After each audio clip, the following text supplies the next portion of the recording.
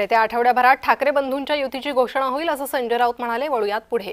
वीज निर्मिती केंद्रात ओझोन वायूची गळती झाली आहे। कोराडी औष्णिक वीज निर्मिती केंद्रातली ही घटना आहे।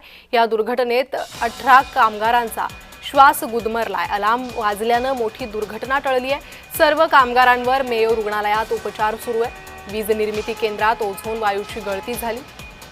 18 कामगारांना श्वास घेण्यास यामुळे त्रास झाला, त्यांचा श्वास गुदमरला। अलार्म वाजल्यानं मोठी दुर्घटना टळलेली आहे। सध्या मेयो रुग्णालयात या कामगारांवर उपचार सुरू आहे। काहींची प्रकृती स्थिर असून काहींवर अद्यापही उपचार सुरू असल्याचं कळतंय। अधिक माहिती घेणार आहोत आमचे प्रतिनिधी तेजस मोहतुरे यांच्याकडून। तेजस, नेमकी घटना कशी घडली आहे आणि आता कामगारांची प्रकृती कशी आहे? नक्कीच आपण जर बघितलं असेल तर कोराडी औष्णिक वीज निर्मिती केंद्र आहे, त्या ओझोन वायूची जी गळती आहे ती झाली होती। 7 क्रमांकाच्या वीज निर्मिती युनिटमध्ये हे संपूर्ण घटना जी आहे ती दुपारी घडली होती आणि यामध्ये जर बघितलं असेल तर 18 कामगारांचा श्वास जो आहे तो त्या ठिकाणी गुदमरला। मात्र अलार्म वाजल्यानं जी आहे ती मोठी दुर्घटना या ठिकाणी टळल्याचे चित्र दिसत आहे। आपण जर बघितलं असेल तर 13 कामगारांना उपचारासाठी जे आहेत ते रुग्णालयात दाखल करण्यात आलं होतं, मात्र त्यांची जे सायंकाळी आहे ती प्रकृती सुधारली आणि त्यांना सुट्टी सुद्धा देण्यात आली आहे। जी तेजस, धन्यवाद या माहितीसाठी।